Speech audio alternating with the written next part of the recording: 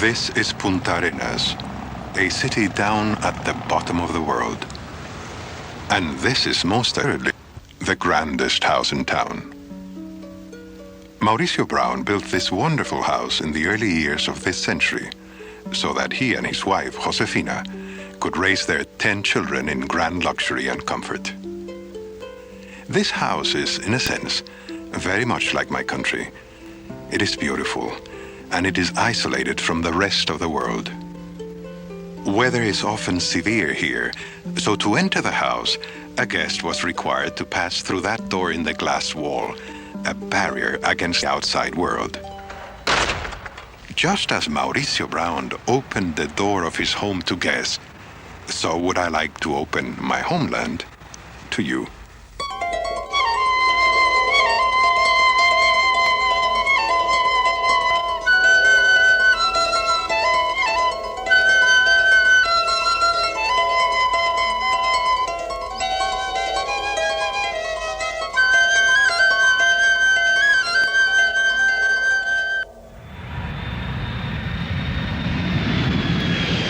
If you were to visit us, Santiago is most probably the first place you would see.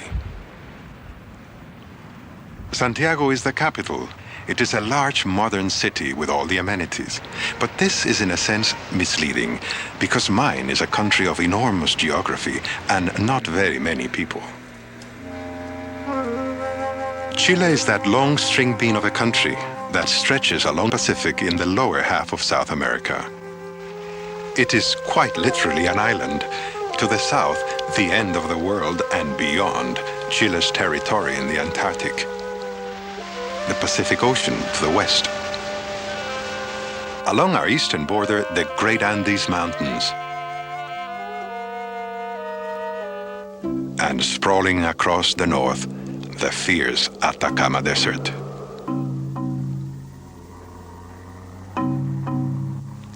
Let us begin in the north, in the high and lonely country of the Chilean Andes. Parinacota is high above the tree line, so the entire village is built of stone. Parinacota's only visitors are from CONAV, the National Forest Agency, charged with protecting the fragile ecology of the high country. Chile's isolation has formed a unique biology, insects, even trees that are found nowhere else in the world. Perhaps this island environment helps shape the self-reliance, the resilience of the Chilean character. Life is very hard up here, but it is in the nature of the Chilean to hang on, to make do.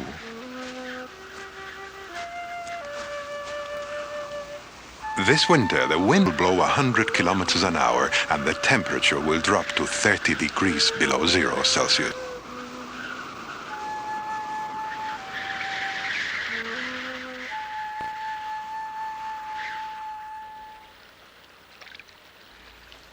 This salt lake won't freeze. And these Chilean flamingos thrive in such conditions, but 30 below may strain even the Chilean fiber. The Atacama. Nothing grows here. Nothing. But there are riches underfoot. 3, 2, 1, fuego.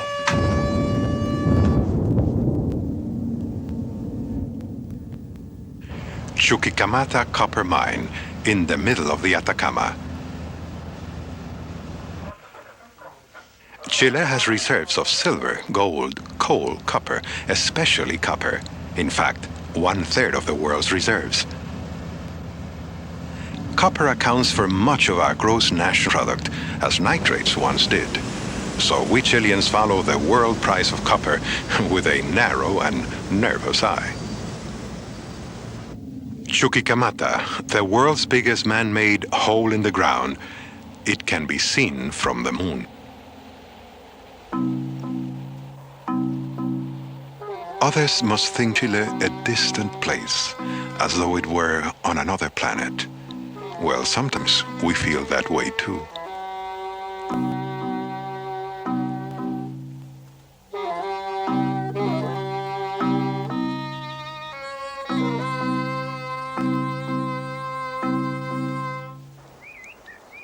There is occasional oasis defying the desolation. San Pedro de Atacama.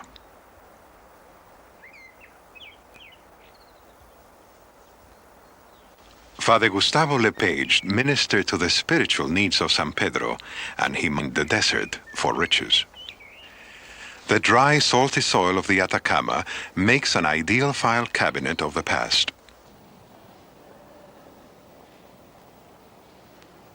At the Museum of the Atacama, Chilean archaeologists are cataloging thousands of items Father Lepage found during his lifetime. Working north of here, near the Peruvian border, other scientists have located mummies 8,000 years old. That's 4,000 years older than the famous Egyptian mummies. South of the Atacama, several rivers create narrow, fertile valleys.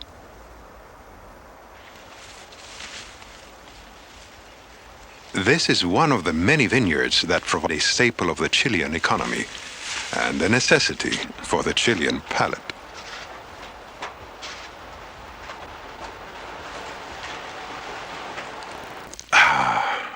Wine, a national delight. Viña Undurraga is one of Chile's largest producers, making wine for more than 100 years. Pedro Undurraga is the current maestro of the company. Undurraga wine is exported to 50 countries. ¿Cómo estamos para el trabajo esta semana? Para una exposición que hay en Atlanta, Georgia, en que vamos a presentar los vinos, especialmente el Special Selection. Pedro Undurraga works hard at keeping ahead of the competition. For instance, soft drink production methods inspired him to install South America's largest bottling plant. If Viña Undurraga is to maintain its position in the marketplace, then its leader must keep an eye on every part of the operation. A bit of philosophy Pedro Undurraga instills in his sons, the sixth generation of family owner-managers.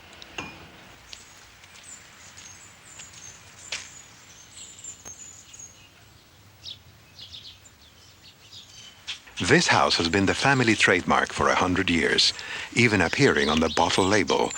Now it is a victim of an earthquake. Pedro Undurraga will rebuild it.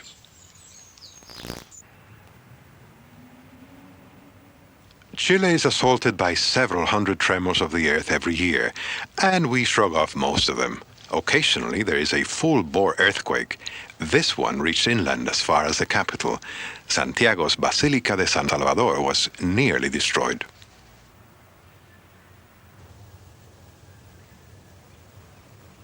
Santiago, wearing the Andes like a cloak, has been the center of Chile for more than 400 years.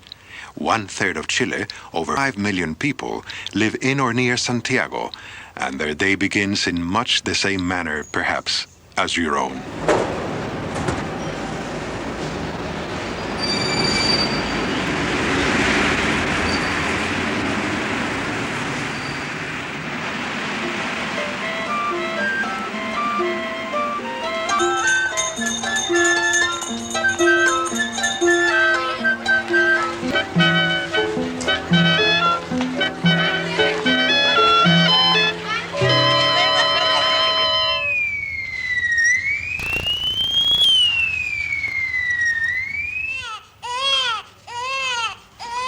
Dr. Patricia MacDonald is a descendant of Scottish immigrants. Like many Chileans, she holds 2 jobs. She sees patients at this private clinic and across town at a public hospital. 3 children, 2 jobs, and 1 husband keep Dr. MacDonald on the move. And she must keep abreast of current medical technology. This computer displays the result of a diagnosis by nuclear magnetic resonance. Le inyectamos luego esta news y le marcamos los glóbulos rojos con eso. 20 minutos. Esperamos 20 minutos y le inyectamos el tecnesio. Santiago is more than a place. It is the economic and cultural wellspring of Chile.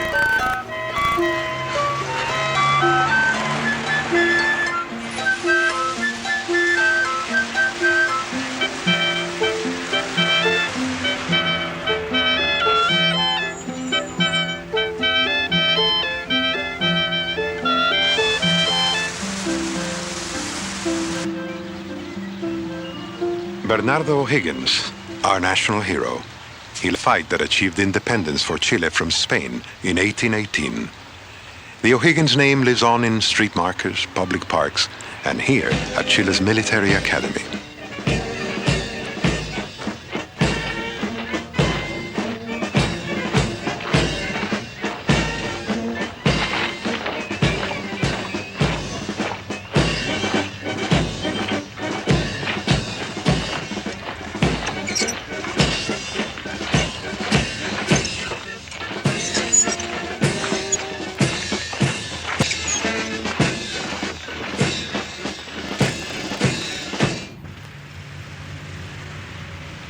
Downtown Santiago is a mecca for people who have come to buy or just window wish.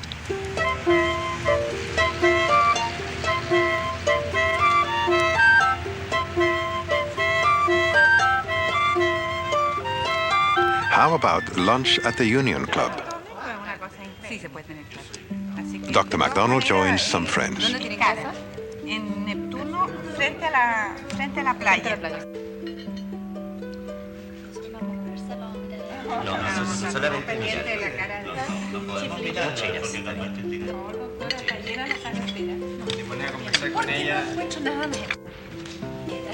Ah, fresh fruit. Just a few years ago, a well-kept Chilean secret. Now, fruit is one of our leading exports.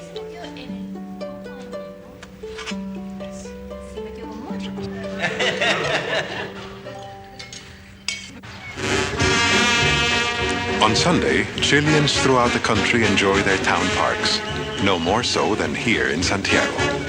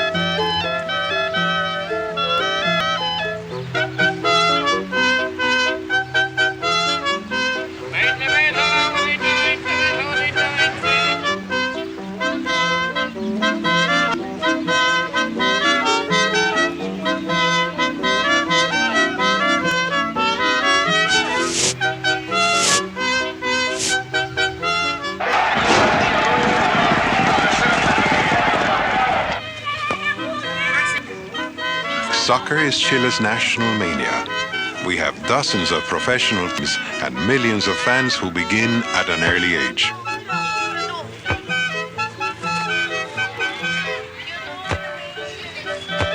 Some at a very early age.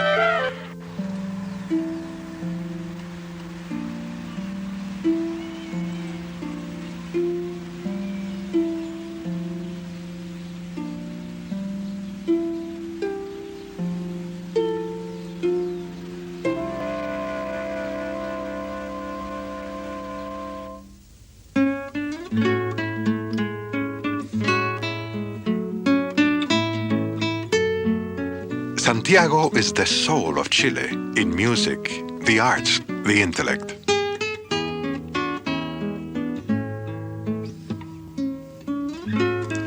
Pedro de Valdivia has been called the first Spaniard of Chile and the first Chilean. He founded Santiago on Santa Lucia Hill, bringing with him a respect for education and intellect. This legacy has served us well for more than 400 years. This is Santa Lucia today, one of Santiago's most popular parks. If O'Higgins was Chile's political father, then Andrés Bello is our intellectual parent. Almost single-handedly, he sustained the Republic as the new country was struggling to find its balance. Bello founded the University of Chile and was principal author of Chile's Civil Code. He wrote many works on literature, law, philosophy, and may well have been an inspiration for Chile's Nobel laureates, Gabriela Mistral, schoolteacher, diplomat, and poet, and Pablo Neruda, politician, ambassador, and poet.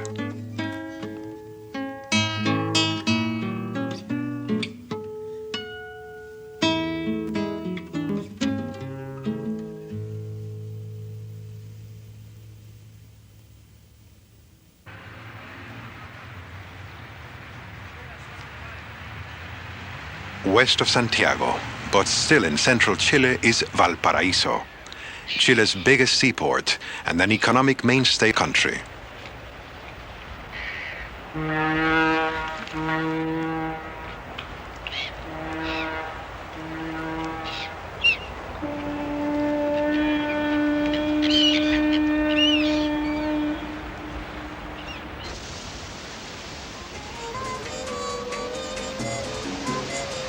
Just north of Valparaíso is the famous resort of Viña del Mar.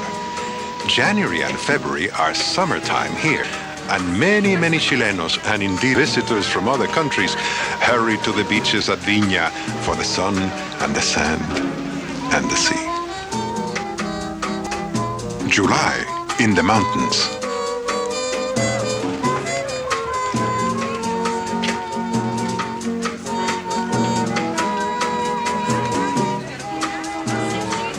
Wintertime here for skiers from Chile, North America, and around the world who come to handsome and efficient skiing areas that are only 60 or 70 kilometers from the airport at Santiago.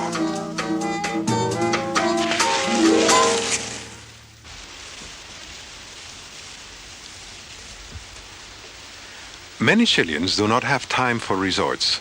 They're too busy working hard to make ends meet. Some have a talent for making things, like Señora Rosa, who dyes horsehair and bends the strands into pretty little hats or bunches of flowers that can pin to a dress or blouse.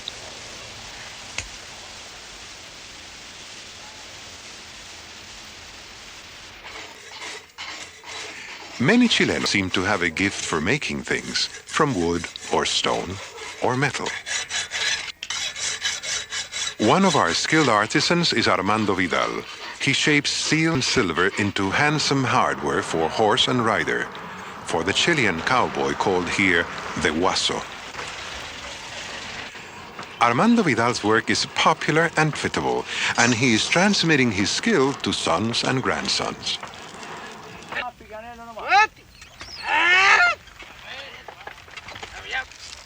Now we are further south, across the Biobío, in fact, the huge river that bisects Chile almost exactly in the middle. These men are Mapuche Indians, and they are hauling charcoal to market.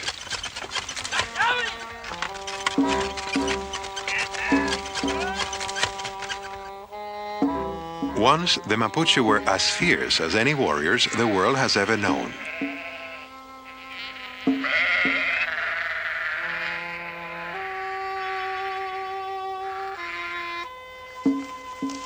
Chile below the Biobío, nearly half the country, remained uncolonized until the second half of the 19th century. The Mapuche held that vast territory with a grip that was firm and feared. Even today, they, along with the Seminoles of Florida, are the only Indians on the Western Hemisphere who have never signed a treaty of surrender. Chile's domain reaches beyond the mainland, far out into the Pacific to the Juan Fernandez Islands, the home of Robinson Crusoe, and further yet to Easter Island. Chile is a land of extremes and contrasts. Nowhere is this better illustrated than by an island only 1 or 2 kilometers from the mainland, the island of Chiloé. As the rest of Chile is dry, so is Chiloé wet, incessantly, constantly, incredibly wet. This rainforest at the northern end of Chiloé is one of the densest jungles on Earth, no more than an hour by air from the Atacama, the driest place on Earth.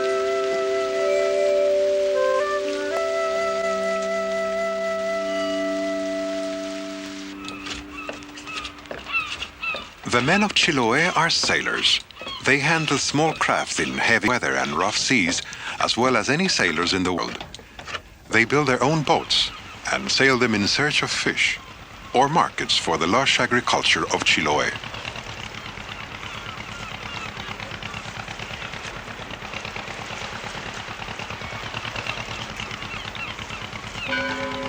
The island's church spire make excellent navigational aids. This church is in the tiny community of Achao on Chiloé. It is typical of Chile that such a small town would have so remarkable a church. The Spanish explorers of the 16th century were under orders to evangelize, to spread the teachings of the church.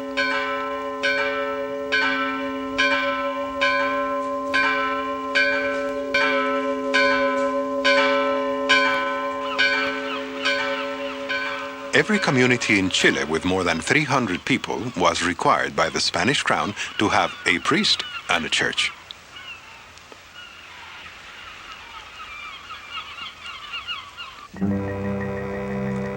The Lakes region, a necklace of blue lakes curving just below central Chile. Little Switzerland, some call it, but even that fails to describe a place so delightful to the eye and restful to the soul.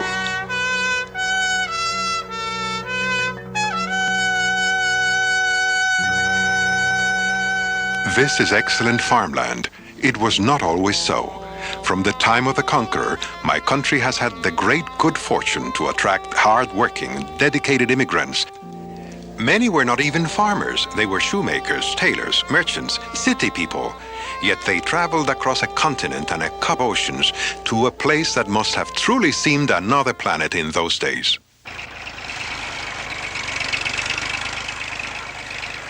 Egon Junger's family came from Germany in 1850, and they stayed. The Jungers and other descendants of the original group farm along a strip of land for 100 kilometers north and south of here. Egon practices his own version of ecology. He could mechanize his farm with huge equipment that would turn a quick and fancy profit. But then his farmhands would be forced to move and find work elsewhere. And what if he should have real need of them in a few years? Not so good. So Egon makes a little less. He drives an old tractor and his house will go unpainted yet another year. But this way, everybody works. Everybody eats. Egon Junger's grandfather built this house in 1916. Egon could live in the nearest big town and manage the farm long distance, but that's not for him. Senora Maria is in charge of the kitchen.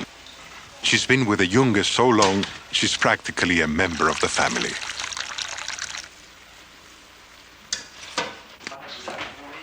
Egon's wife, Maria Angelika, she says the farm is not the same with the 3 Junger children away at school.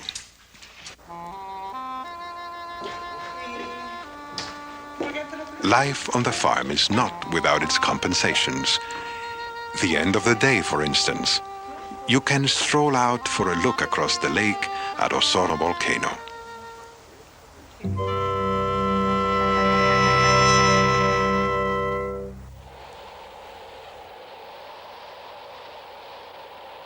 These are the pampas of the far south. Great tracts of grass, ideal for grazing sheep.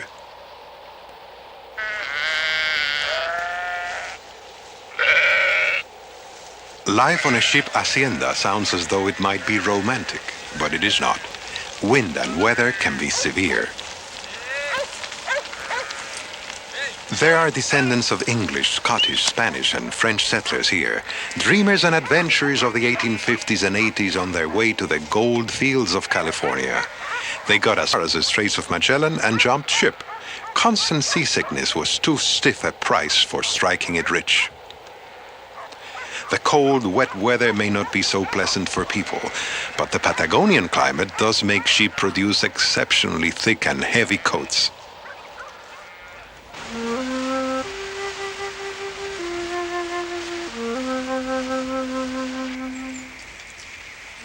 towering over the flat monotony of the Pampas, the magnificent Torres del Paine, a protected reserve of wilderness and wildlife.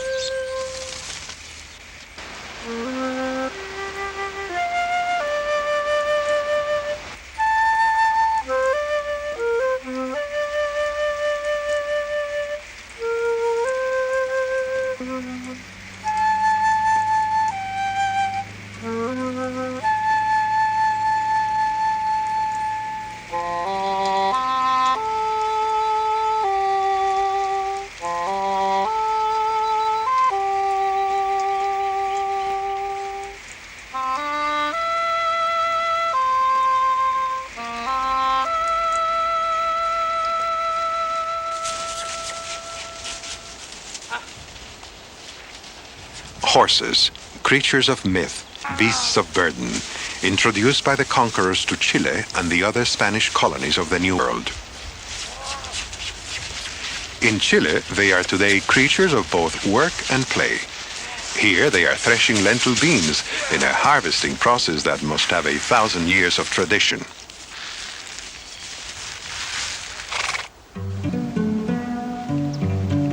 Fernando Giner is a man who values tradition highly. He and his wife, Lauri, spend weekends at their country estate, Fundo Cuchacucha.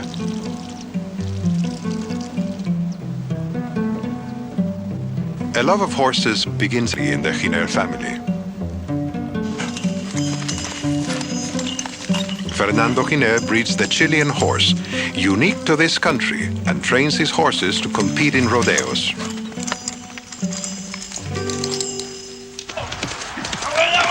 The Chilean rodeo is not at all like its North American counterpart. It is as formal as a flamenco and as dangerous as a bullfight. Horse and rider must pin the running bull against the wall gently and precisely.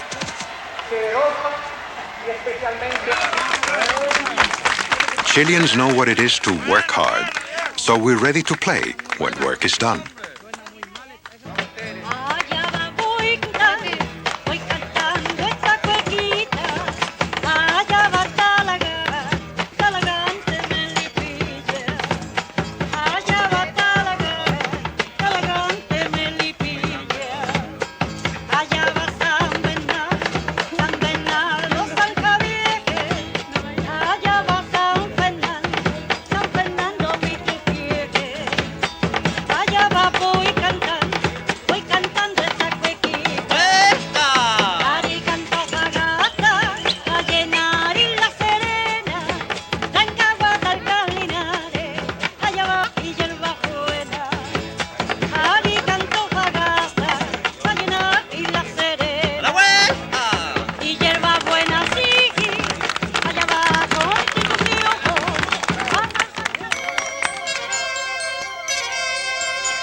The economists like to say that mine is a poor country. I must differ. It is rich in beauty, it is rich with challenge, and rich in the greatest resource of all, innovative, imaginative people whose strength knows no bounds.